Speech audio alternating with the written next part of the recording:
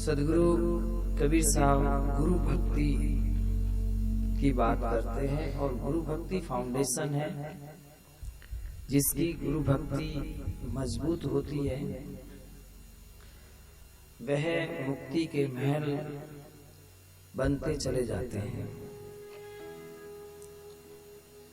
जैसे जीव जो है वो धर्मराय के कानून से बंधा हुआ है और मर्यादाओं से बंधा हुआ है, इसलिए इस जीव को निकलना इतना सरल नहीं है कि ये संसार से अपनी ताकत से निकल सके। इसलिए इसको गुरु की ताकत की जरूरत होती है। अगर जीव अपनी ताकत से काल के जाल से निकल जाता तो फिर इतने पशु पक्षी कीट पतंग नहीं दिखते और बनते नहीं। जीव हालांकि है संपूर्ण ताकतों का पुंज है, होता हुआ भी वह इस धर्मराय के कानून के आगे नतमस्तक हो चुका है, हार चुका है। इसलिए धर्मराय निरंजन के कानून के आगे जीव घायल है और उसको ऐसी स्थिति में समर्थ सदगुरु की जरूरत पड़ती है। और समर्थ सदगुरु ज्ञान से समृद्ध होते हैं, नाम से समृद्ध होते हैं, अनुभव से समृद्ध होते हैं। और जो ज्ञान से नाम से जो समृद्ध सदगुरु होते हैं तो ज्ञान से भ्रम का निवारण करते हैं। जैसे ये ताकत लाइट की हमारे पास प्रकाश रूप में आ रही है, लाइट की जो ताकत आ रही है वो प्रकाश रूप में आ रही है, इसलिए हम एक दूसरे को देखने के समर्थ हुए। अगर ये लाइट चली जाती है तो अंधेरा हो जाता है। इसी प्रकार गुरु समृद्ध एक ज्ञान का प्रकाश देते हैं। ज्ञान का प्रकाश से जीव को भला बुरा अपना सूझ पड़ता है। इसलिए गुरु ज्ञान से समृद्ध है और फिर गुरु अपनी ताकतों से भी समृद्ध होते हैं। वो होती है अनुभव की ताकत। तो गुरु अपने अनुभव को ठीक एक वृद्ध माता की तरह एक किशोर आज ब्याह करने जा रही लड़की के लिए जैसे बूढ़ी माताएं समझ देती है, अपने जीवन का अनुभव देती है, इसी प्रकार गुरु हमें अपने जीवन का अनुभव के साथ साथ आत्मा तक पहुंचने का मार्ग बताते हैं। और उसके बीच में कितने मतलब अवरोधक हैं और जीव आत्मा के लिए क्या क्या सावधानियां की जरूरत है, वो सब ज्ञान गुरु देते हैं। तो आत्मा को पहचानने के लिए, जानने के लिए खैर ज्ञान तो देते ही हैं, परंतु उस आत्मा के मार्ग में जितनी देरी लगती है, जितना समय लगता है, जो यात्रा श्रुति की आत्मा को जानने की होती है, उस यात्रा को सफल बनाने के लिए गुरु अनुभवी होते हैं। और फिर कहते हैं गुरु ज्ञान, अनुभव और शक्ति संपन्न। जैसे कोई व्यक्ति नेतागिरी में जाता है, वो अपने महकमे का अनुभव रखता है और कहीं भी जरूरत पड़ती तो वो अनुभव भी बताता है, अपनी ताकत भी बताता है। ठीक इसी प्रकार गुरु का रोज का काम होता है कि आत्मा और परमात्मा में जो ब्रह्म है, बीच में जीव की पर्दा है, वो हटाने की सामर्थ्य रखते हैं। वो जीव स्वयं उसे नहीं हटा सकता। स्वयं हटा इसलिए नहीं सकता कि क्योंकि जीव आज से नहीं, बहुत लंबे समय से मन, माया और काल के चक्कर में पड़ा हुआ है। वो अपनी ताकत खो चुका है, भूल चुका है। अगर भूलने की बात कहते हैं तो याद आ जाता है, परंतु वो खो चुका है। क्योंकि भूलने की बात हल्की हो जाती है, क्योंकि भूलने वाला तो फिर याद कर लेता है, किताब से याद कर लेता है, कोई कैसेट से या कोई मेमोरी से सुन के याद कर लेता है।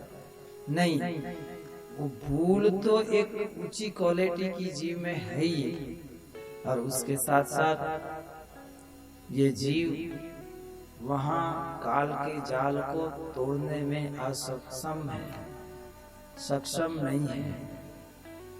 इसलिए गुरु की जरूरत पड़ती है। तो शास्त्र कहते गुरु बिन भवनिधि तरे न कोई, जो हरि वंची शंकर सम होई। शंकर जैसे योगा अभ्यास क्यों न हो जाए, तो गुरु की कृपा बिना आत्मा में पहुंचा नहीं जाता। आत्मज्ञान अपने आप नहीं हो जाता। और ब्रह्मा की तरह चारों वेद को क्यों नहीं रट ले, कंठस्थ कर ले, और उसका ज्ञान भी क्यों नहीं प्राप्त कर ले, फिर भी अपने आत्म स्वरूप को, परमात्मा स्वरूप को प्राप्त नहीं कर सकता गुरु की कृपा बिना।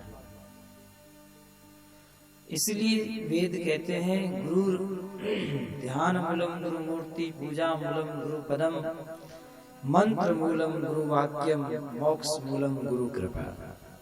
इसलिए कहते हैं मोक्ष की इच्छा रखने वाले जितने भी हंस हैं, तो अखंड मोक्ष चाहिए तो गुरु की कृपा जरूरी है। और लौकिक मोक्ष चाहिए तो वो हो जाती है भगवान के नाम से। तो आगे इसमें बताया कि गुरु को अदब से मानना जरूरी होता है। सदगुरु कबीर साहब समर्थ थे, फिर भी अपने गुरु रामानंद जी की महिमा कर रहे हैं, और ये कह रहे हैं कि जब ये धूल लगी चरणन मस्तक पे, चरणों की धूल जब मस्तक पे लगी तो दुविधा हो गई दूर। तो कबीर साहब के पास कोई दुविधा नहीं थी, फिर भी गुरु महिमा में सतगुरु उसकी जगह बोल रहे हैं, शिष्य की जगह। ये मर्यादा है कि मेरे गुरु महाराज ने मेरी सारी दुविधा दूर कर ली। अगर ये वचन शिष्य नहीं बोलेगा तो लोग उसका अलग अर्थ निकालेंगे, क्योंकि गुरु की मर्यादा रखना पड़ता है।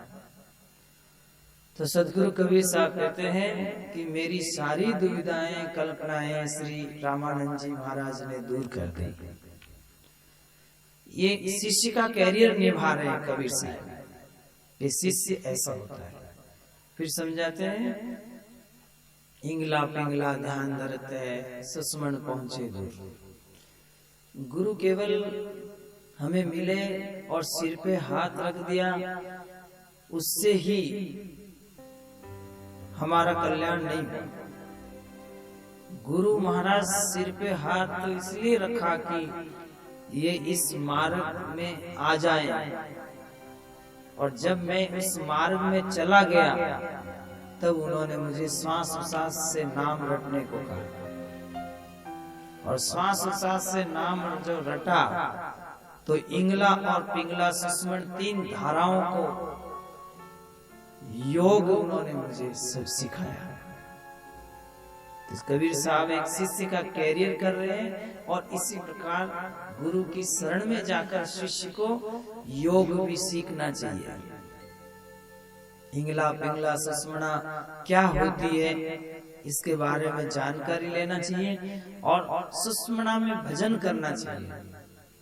इंगला पिंगला सुस्मणा भय त्रिवेणी तीर, जहां जाए हंस स्नान करे, कर्म भरम मिट जाए।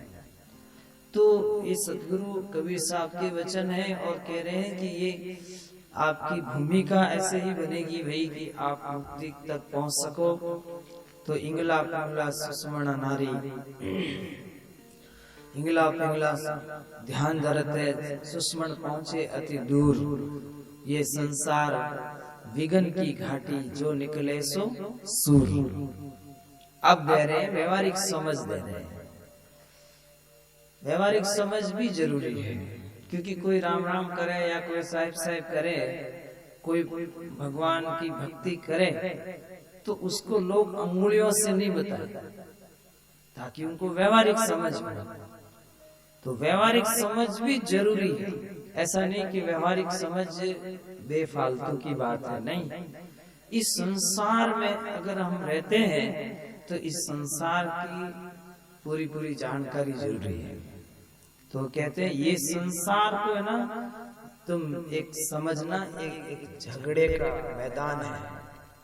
क्या है? झगड़े का मैदान। जब बोलो तब भी ध्यान रखना, उठक बैठक करो तब भी ध्यान रखना। ये संसार जो है एक झगड़े की झोपड़ी है।